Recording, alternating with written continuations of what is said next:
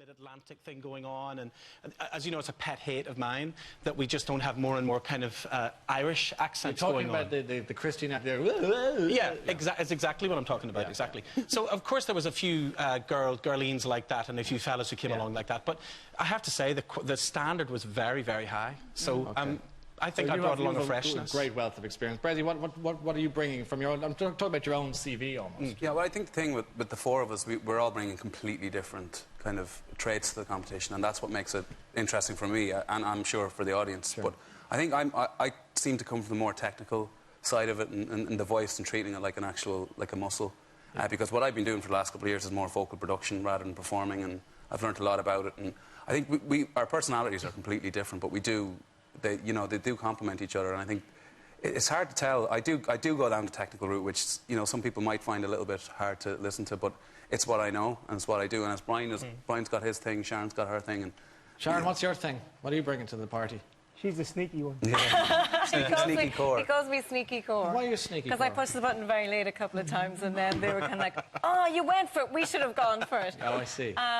I suppose, I've got about, 25 years experience in the industry. I've had a couple of sort of reincarnations as an artist. I started out as in a duo with my brother, kind of lead singing and playing violin and doing traditional music. And then, obviously, in the chorus as a four-piece, had kind of global success. And now I'm out as a solo artist now. So I've a lot of experience on stage. Yeah. I suppose one of my angles on the shows is I would recognise nerves in somebody, and I've had to cope with my own nerves on stage. And every artist goes through it. No matter who you are, you'll always experience a hole that you get into where you're dealing with nerves and you almost don't know where it came from. So that's something that I would be very strong about helping somebody with, because that's something that can get in the way of a great performer. So I would focus on that a lot. So you keep an eye on that. Kian, same question. I bring a big opinion. That's always useful in a show. I don't know, to be honest. For the four of us, I think what we're trying to do is we see someone come out, and if you like them, and then to try and help them, to bring them to the next level, to get rid of all the different things that they may not see about themselves, things that we can pick out as performers ourselves and as people who have been in the music industry and kind of go, this is what it takes. But what are you bringing? What's your wealth of talent that you're bringing? Well, I think for me, it's more about kind of helping shape the person, like everybody that comes onto the show, as Brian said, have amazing voices, and that's the raw tool that is needed for anything in the music industry is, whatever it is, if you play guitar or if you're a singer, if you can play the instrument and your voice is an instrument. So for me, after that, it's like I hear the voice and then I take everything else and I try and make that into the pop star. That's the way I kind of see it. Were any of you reluctant to take part in, and I mean this in a snobbish way, a reality TV show? Brian, there might be people who'd be quite sniffy about an artist like any of you would be involved in such a thing. Well, you might have heard of that other show that's the third last letter of the alphabet, that one. Yeah. And certainly, myself, speaking only for myself, it seems to be much more about the judges on that show than anything else. And I hate the way they really tear people down and that kind of thing. Certainly what's coming across in our show, I would like to think, is that we support people. We are also coaches, not judges. So right from the get-go, we're not really judging people. Certainly I would like to think that, given in my own personal experience, I came from the Falls Road from absolutely nothing and ended up on Broadway as one example.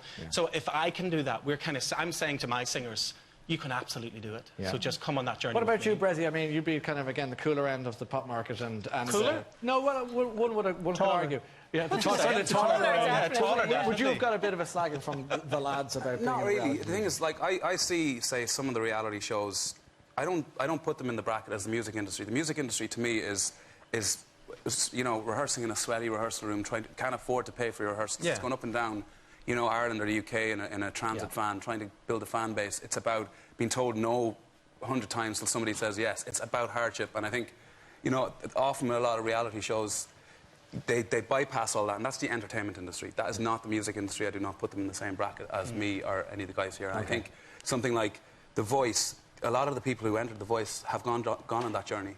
And they've tried and they've failed, and they're like, I can't understand, I've got a great voice, but maybe I'm being judged because I don't look the part, I'm not the full package. And there was an integrity. It was as much a musical show as it was a TV show, and that's why I got involved. If it was about TV and that's all it was, I wouldn't have done it. What about the type of people, Catherine, that showed up for...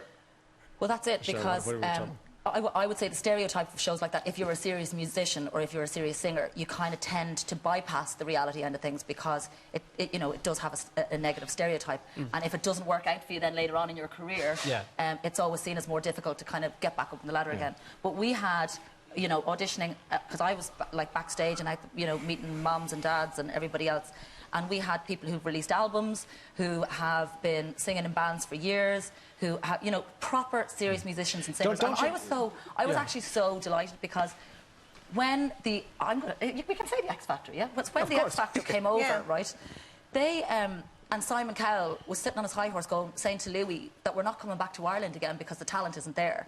Like, which is ridiculous because we know we're a nation of amazing musicians and singers. And it was just like, where are they? And it was almost like, I think this show starts where a lot of them end. A lot of the reality shows, you have people who want their 5 minutes of fame. You have people who want to get out there and do something ridiculous or stupid for the sake of it. Whereas this is all about singers. Universal have never sponsored a reality show before, or have never, sponsored is the wrong word, but have never got involved with one before. And they've got involved in this. It's sold to like 33 countries. And that is because they are very serious about finding... It's a grounding for some people. There are no gimmicks, which is the lovely thing about it. There are no gimmicks in this show. I mean, you only see raw talent on the show. There is no idea of watching people who cannot sing or who are emotionally unstable. If they can't sing, they see 4 chairs that remain, the backs remain to them, which is a good lesson because I watched the programme today. I thoroughly enjoyed it, and what I saw was, some guy come on, obviously, or girl, doesn't matter, whose mother clearly loves them, maybe a bit too much, and says, of course you can sing, and they come on and they're, and they shouldn't really be encouraged. I don't mean to be nasty about it, but if they want to go that far, it's up to you guys, isn't it, to say... But I wanted to... Save it for the shower. I want to say this to you, OK, because I thought you'd appreciate this, right? You know the X Factor, and you do get a giggle, right? People come on the stage, and there is, and in the beginning years, it was funny seeing somebody come out and absolutely making a show of themselves.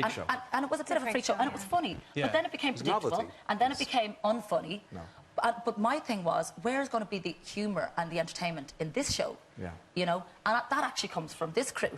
Well, it's because, but it is genuine. It is about, people who love music, who want to continue to be involved in music and also want to help people up. That's why I got involved, because I felt it was an equal playing field. I didn't feel I would be sitting up there judging, putting people down. I felt that I'd be helping people. Let's have a flavour of the show here. Sorry for cutting across, Sharon. No worries. I see you driving around town with the girl I love, and I'm like, forget you. I see the pain in my chest, yeah, I wish you the best with the forget you. I said, forget you. That is the first time ever. Okay, I'm really excited now. I don't even need to know anything about you. I just want you. It's very simple. Please pick me. Please, please. You have to pick me. I think I can really work with you and do some great things. Thank you very much. You are begging. He's still thinking about it. She saw how good looking he was. Oh, I want it. He's cute as well, and he's actually also interviewed me. He's a DJ, I think. In so, Spin. Which was very interesting to turn around and see him there, sort of in the opposite role to normally what he plays. So. What about you, Brian? You're kind of sniping at poor old Kian there about his singing ability. What's your problem with Kian? Why is he poor old Kian? I don't think he's poor old Kian at all. I posed the question, which, this programme is called The Voice of Ireland. I've heard Bressie sing many times, wonderfully, also herself, and also occasionally Catherine, now and again too. But I have never actually heard Kian sing. I've heard Mark. Because he won't go to a Westlife concert, that's why. I've heard him sing. He did the demo for You Raise Me Up. No. So that's why he won't go to a Westlife concert. I've been to 2 Westlife concerts, actually. Yeah, but then you have seen him sing. Well, I've only ever heard Mark and Shane So what's sing. he doing then? I'm not sure. Listen, it takes a lot more than just a voice to have a music career. Yeah. A lot more. You can sing. I never said I couldn't sing. Well, Exactly. okay. And also, nor did I. I posed the question. I just said, look, God, actually, I've never heard him sing. I'm looking forward to it. Are you happy with He's a lovely singer. with those things? I'm looking forward to it. 2 nights in Crow Park, that's all I'll say. I think what's going to really surprise people is, I think... Me and Brian are at each other. No, but for Bressie and Kian, this is a different role for Kian in terms of you coming out of Westlife doing this on your own. And absolutely, I think, he shoots from the hip, and honestly, the competition, he's in it to win. And with Bressie, Bressie has his own fan base, which will definitely increase, I think, after this. But like he intellectualizes everything. It's like the cogs are going, and he talks about diction and falsettos, and like he's, you know, it's you intellectualize. We did fall asleep. Sharon is all from the heart. Yeah, so there's very, very distinct personalities. But without playing roles, you know, they're all themselves. Are you the busiest woman in show business at the moment? Because I know that you're on a journey, and it's your favourite word, because every time I watch Operation Transformation, I did hear about 16 journeys. I had a great journey to get here today. And there's a lot of journeys on She's cut her knee today, look. Well, okay. Show you the plaster. She's hiding She's hiding her I was plaster. close up at Catherine's knee there. Look at the knee. I shaved my legs, I did. Yeah, you did. I was What happened? Thanks, Kian. We were in He's a great researcher. we were in the Curragh today. They had their first army challenge, the leaders. So Sergeant Mulcahy was giving it loads, and they found it quite tough. But Come here, what happened to the inside your arm there? You burnt yourself. I burnt myself with my hair straightener. How do you know so much? How do you know so much about her bodily injuries, Kian? Well, she sat beside me. Obviously. But you, by the way, congratulations. You became a dad. Thank you. Which is great news. Well done. We talked about this before. And you called your little purr boy Koa. Koa. And how do you spell that? K-O-A. As simple as that. And what's that mean? It's a Hawaiian name, and it means bravery and bold. I mean, Hawaiian names have a few different meanings, so, you know, but it means bravery and bold. How old is he now? Fearless. He's 2 weeks and 3 days. Oh, he's only a little dote. Okay. And how's it been? Is your head all over the place? It's amazing, you know. It's just unbelievable to just kind of hold him and just see him. And, you know, me and Jodie are just all the time just going, can you believe we've created this? And, you know, he's here, and, you know, we have our little family, and, you know, me, Jodie, and our little boy and our little dog. It's beautiful. It's great because you can put Koa there in the high chair with his back to you, and you can sing until he turns. By the way, just according to Brian, he'll never do that. You know, you're there a long time. We do want to give you this for your little boy to wish you a happy birthday. Thank you. That's cute. That's a little thing. Thank you very much. There's a big K there for it. Oh, very nice. That's very cool. Listen, as we face into this new year, which we hope is going to be a great year for the country as we pick ourselves up and get stuck back in the race, as the song says. Brian, what are you planning for the next 12 months? Oh, I'm right in the middle of a new record, and there's going to be loads of dates and everything going on for me, so I'll probably debut something towards the end of The Voice. I might just sneak a little song in there, let's see. Super stuff. And how about you, Bressie? What's the plan? I'm writing another album. Okay. So in the middle of that, and when The Voice really kicks off, I'll probably just concentrate on that, because it's kind of hard to juggle them. Okay, Sharon, I would like to ask you all, if you don't mind. I've just started recording my second solo album. I have a gig in the Pepper Canister on the 23rd of March as well, and I'm touring for the rest of the year and recording. So you're on the move. How about you? You're babysitting, cleaning poo, and wiping shirts. Yeah, that's pretty much it. Loads of stuff. You've got Croke Park. We've got Westlife, we've got Croke Park, we've got the final tour this year, and, you know, I think The Voice is going to take them an awful lot of time, and then after that, we'll just have to wait and see. Are you going to bring the baby on tour with you then? To a certain extent. I think, you know, it's going to be hard to kind of bring a little baby on tour properly with us, but, you know, maybe the weekends and stuff like that. You know, it'll be hard to kind of leave him behind. That's going to be the hard thing, you know. Leave Joe, because, you know, be Jodie and him, you know, so I'll be out on the tour on my own, which is be the first time for a very long time. There'll be a few tears for that one. Yeah. But you'll work your way around it. What about you, Catherine? What's your journey ahead for I'm going to go to sleep in May when it's all over. Are you? I'm going to go to sleep for May. You're working on burning yourself out.